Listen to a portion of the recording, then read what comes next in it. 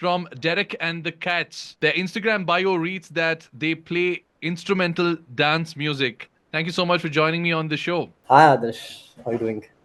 I'm great. So basically, International Jazz Day celebration is coming up. And at the Kormangla Club, the Bangalore Jazz Habba is happening, and you guys are performing there. So, how excited are you? And it's the fourth edition of the Jazz Habba that's happening at the Kormangla Club in Bangalore City.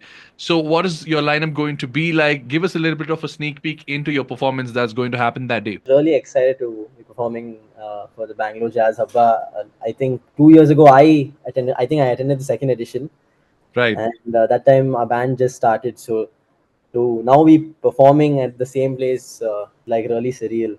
And we're gonna have like a entire six. We have a six-piece band that's going to be performing that day with drums, percussion, saxophone. And I think our whole agenda is it's good you brought up. We make instrumental dance music. I feel among my peers, jazz always sort of has a boring connotation to it, Right. but we are sort of trying to change that around. And jazz is fun, jazz is not boring. And we try to like get in our influences and our modern influences and mix it up with a lot of influence, the jazz influences we have, to sort of give it a very fresh sound. So yeah, it's going to be we are influenced by jazz, but there's going to be a lot of dance music that it's blended with, and hopefully sounds fresh for everyone who's attending that gig. All right. Tell me about your beginnings a little bit. I think I read up a little bit about you. You are a graduate from BITS Pilani, Yes, and yes. yeah. You, I think, took a different career path, quit your job, and started, a proper full-time career in music. How was the beginning of Derek and the Cats? How did the members join? You're the brainchild for the band, but then how was the beginnings like? So in my final year of college, I started writing these songs, these instrumental songs, which I didn't know what to do about, because I mean, I guess everyone writes songs with lyrics, but there were these musical creations that I would get, and I would just keep making it, and it was stored in my laptop. And I graduated during the pandemic, so then the obvious step was to like get a job and stuff. So while I started working, I was like, let me at least try recording this music. And I followed like a bunch of musicians in Bangalore. I think we all sort of followed each other on Instagram, and finally, I was like, I think these guys are like the best guys to like sort of make this music come to life with. And I just reached out to them on Instagram, and I guess the music did the talking, because I didn't tell them much. I just told them I have a bunch of these songs that I have, and if you like them, it would be great to have you guys on board. I reached out to like 9 or 10 musicians, and 7 of them said yes, so I was very lucky. Right. And that's how we started. We sort of, I remember I would finish my job by 8, and Adesh, our guitarist, would come home at 9, and then you would record from 9 to 12. Beginning days were, but I think once we recorded the album, I sort of just, I guess it's a calling or something. I just realized like I can't sustain this lifestyle of doing two things, and I sort of took the leap. And once we did our first show, a lot of things became clear for me, especially for all of us in the band, but for me specifically. And since then, it's been, that was 2 years ago, 3 years ago. It was two, three Right. years ago. And since then, it's been crazy journey where now we're like writing music together, and we become friends while performing and traveling with each other into different cities. But that initial stage was just people on Instagram, and just reached out, hey man, do you like this song? Can we record it together? And that's how we started. Right.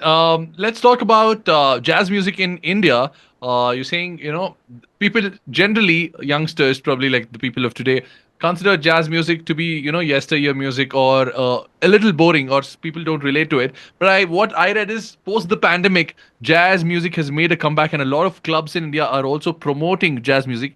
What do you think is the future of jazz music in India, especially, and the future is of jazz music all over the world, because it's clearly making a comeback. What's the impact going to be in 5, 10 years time, especially around the world? Right. But I guess people are musicians, and even listeners are sort of more open now to hear something fresh, to hear something new. And I think for a while, jazz was just a sound that people are trying to like maintain. There was a lot of purism in jazz for some time. That's what I feel.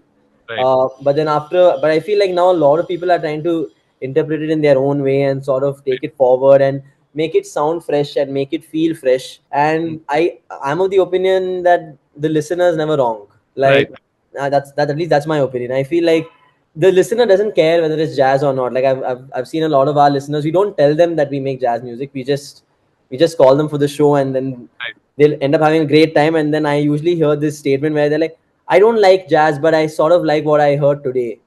Right. So I guess as long as you keep it fresh and it makes sense, there's a lot of context and culturally it makes sense. I think it will keep moving forward because jazz is the the forefront of jazz is experimentation and keeping things fresh and keep always being creative.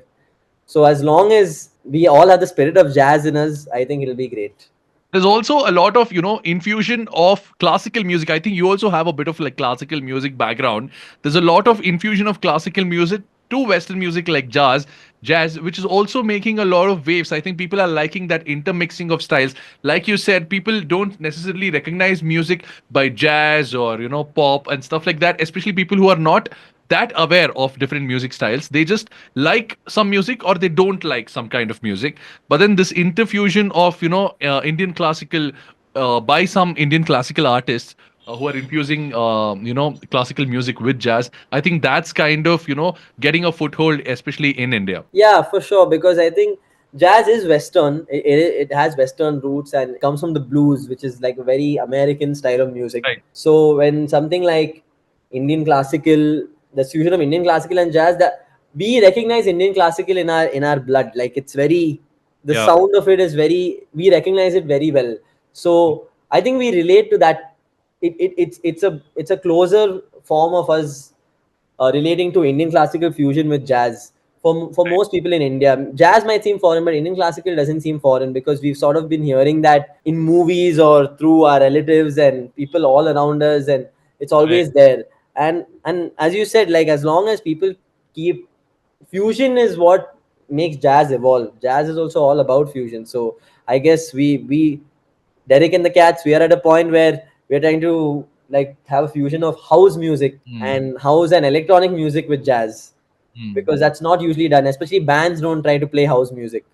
Right. So like house or electronic music is only played by a DJ, and then jazz is only played by bands. And we're trying to be that middle ground where we're like, no, we're a band that's influenced by jazz and we're also influenced by house music, but it's all played live. So you still get the live music feeling. Right. You're performing at the Bengaluru Jazz Habba, the Bangalore Jazz Habba that's happening on the 26th of April. All the best to you. Looking forward to your performance. Thank you so much, Adarsh.